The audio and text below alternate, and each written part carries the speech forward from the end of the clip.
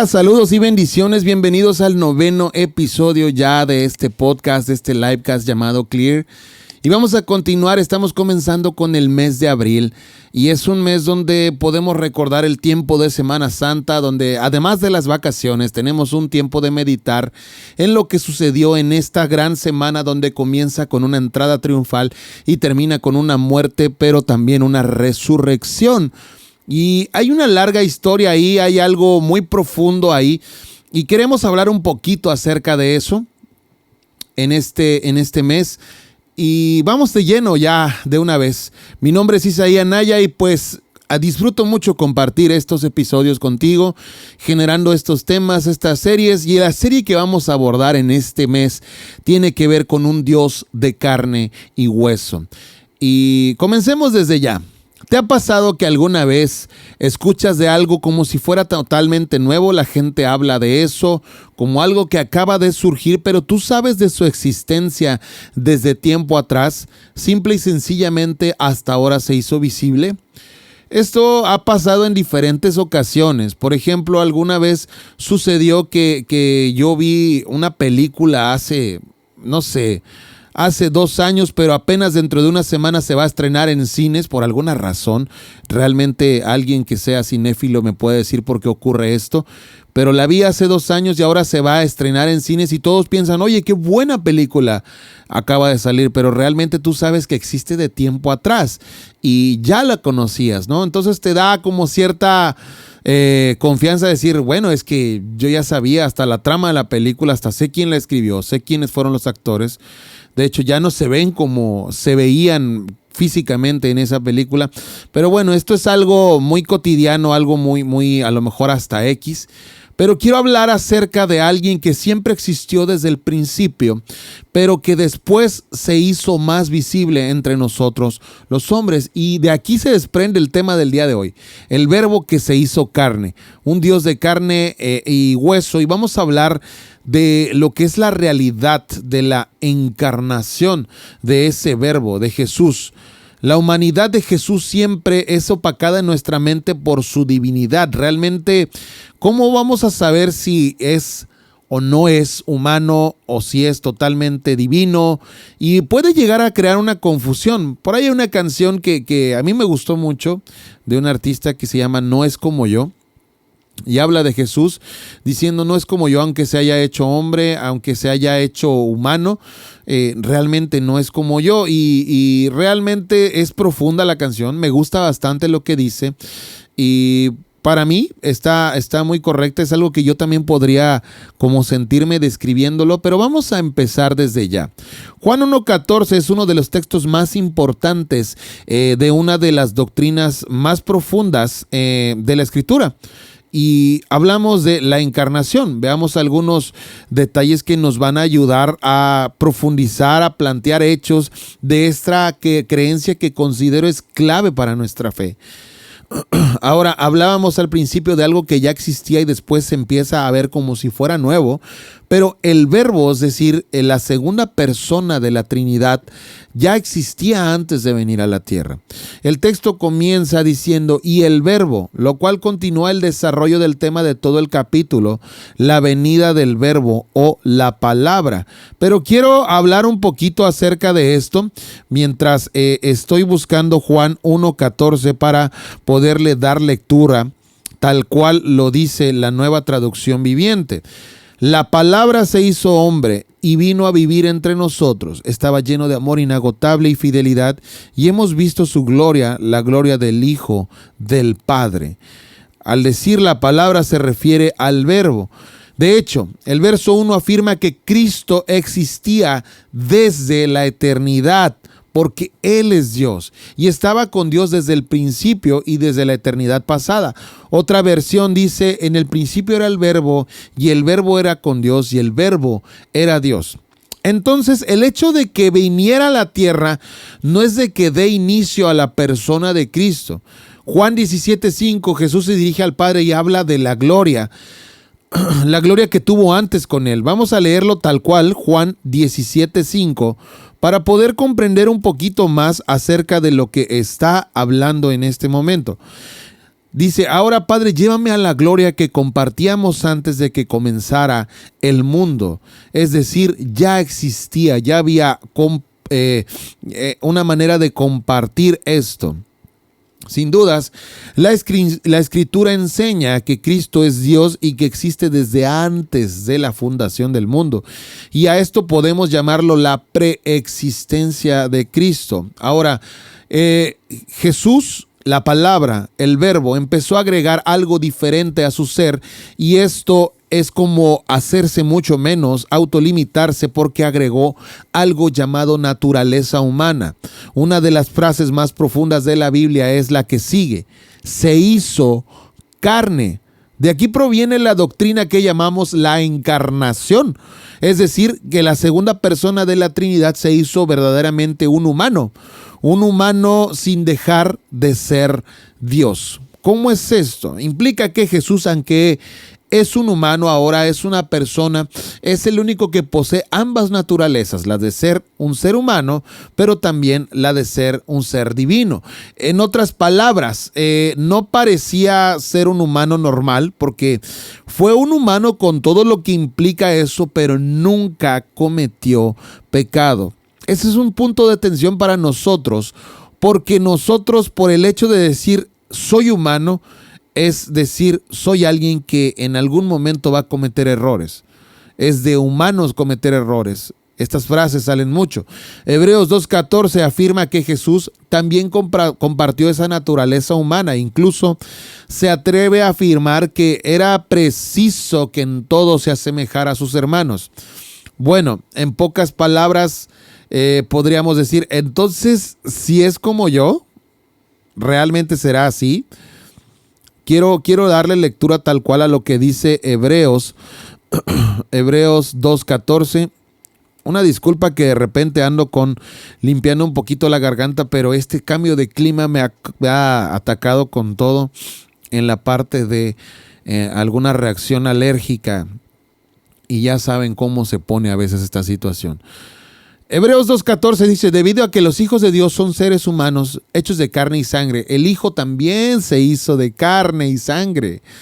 Pues solo como ser humano podía morir, y solo mediante la muerte podía quebrantar el poder del diablo, quien tenía el poder sobre la muerte.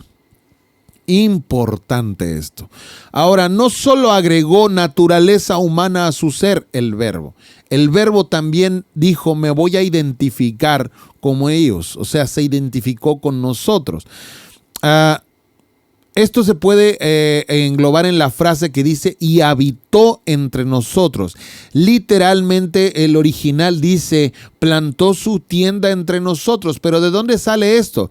Segunda de Corintios. Vamos a darle un poco de lectura a esto. Me encanta cuando podemos apoyarnos en la palabra de Dios directamente, porque podemos aprender de una manera impresionante muchísimas cosas. Dice, Segunda de Corintios 5:1, pues sabemos que cuando se desarme esta carpa terrenal en la cual vivimos, es como decir una tienda de campaña, es decir, cuando muramos y dejemos este cuerpo terrenal, tendremos una casa en el cielo, un cuerpo eterno, hecho para nosotros por Dios mismo y no por manos humanas. Hablaban del cuerpo como una carpa. Por eso el original dice, plantó su carpa entre nosotros, plantó su tienda. El hecho de decir, habitó entre nosotros. Por lo tanto, la frase señala que Jesús tuvo ese cuerpo humano y asumió las consecuencias de llevar y lo que implica ser un humano. Con todo, se rebajó voluntariamente de ser alguien divino a ser un humano. Decidió ponerse un límite, es decir, autolimitarse. Decidió empezar desde cero, desde que empezara a hablar, leer, realizar un oficio, todo el esfuerzo que conlleva aprender, si tienes un don, a pulirlo y todo eso. Incluso afirma que por lo que sufrió, aprendió también a obedecer, y esto es profundo. Quiero leerte un poco antes de continuar lo que dice Hebreos 5:8. Es buenísimo esto. Aunque era hijo de Dios, Jesús aprendió obediencia por las cosas que sufrió tal cual. Estuvo sujeto a resultados del pecado, a consecuencias, aunque él nunca pecó. Qué injusto, ¿verdad? pero así lo quiso Él. Lo que esto significa es que estuvo rodeado de enfermedades, dolor, injusticias, inclusive miseria, las cuales son muchas de ellas consecuencias del pecado. Y lo más probable es que Jesús mismo se enfermó y sufrió tanto, así como de repente algo le hizo mal, la comida, el agua, no sé, pasó esos dolores. En algún momento yo creo que también tuvo que tomar algún remedio casero, así como lo hacemos nosotros, que alguna vez estuvo hablando tanto tiempo y luego el sereno de la madrugada le inflamó las amígdalas, no sé, tantas cosas que pudo haber pasado. También en la parte interna se angustiaba, se molestaba, le causaba demasiado como problema a veces con enojo las injusticias de los romanos, la forma en que se le dirigían a él los fariseos, algunos que con cualquier cosa que tú dijeras todo estaba mal.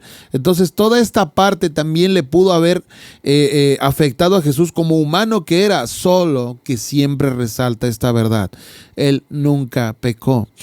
En un par de ocasiones, de hecho, podemos percibir su frustración de manera natural por la incredulidad, por la maldad que era que lo rodeaba, que era mucho en aquellos tiempos.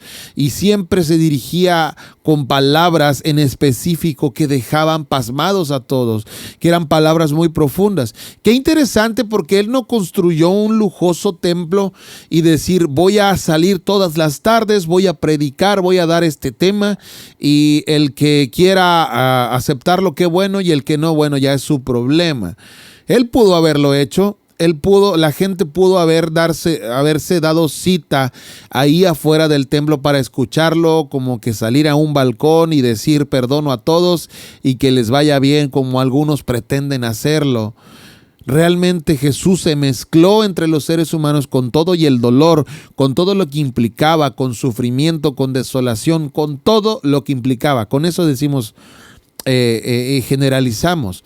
El Verbo no solamente añadió hacia sí la naturaleza humana, no solamente se identificó con nosotros, el Verbo dejó ver también su gloria divina. Jesús dejó ver esa parte de su gloria.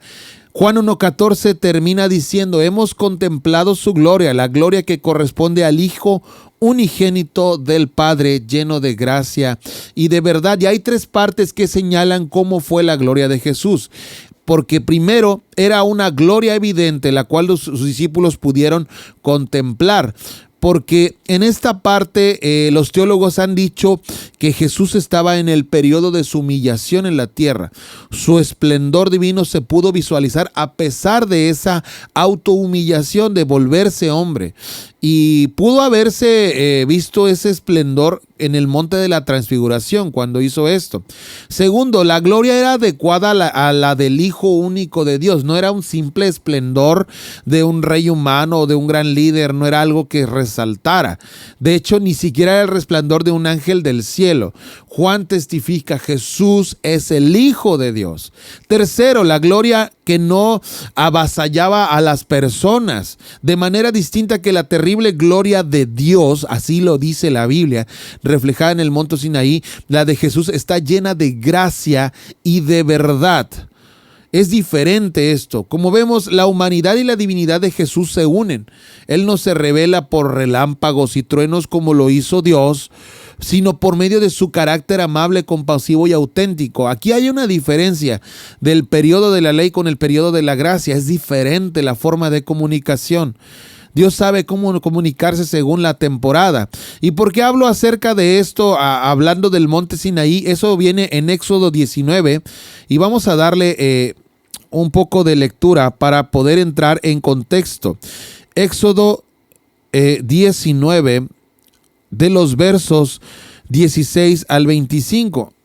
Dice lo siguiente: en la mañana del tercer día retumbaron truenos y destellaron relámpagos, y una nube densa descendió sobre el monte. Se oyó un fuerte y prolongado toque de cuerno de carnero, y todo el pueblo tembló. Totalmente. Ahí solo he dado lectura al verso 16, donde ya podemos entender lo de los truenos. Si personalmente yo te voy a ser sincero y honesto, no sé por qué, no va de acuerdo con mi tamaño ni con mi complexión, pero cuando hay tormenta eléctrica a mí no me gusta porque cualquier relámpago que truene con todo siempre me saca un susto, por más de que esté yo preparado.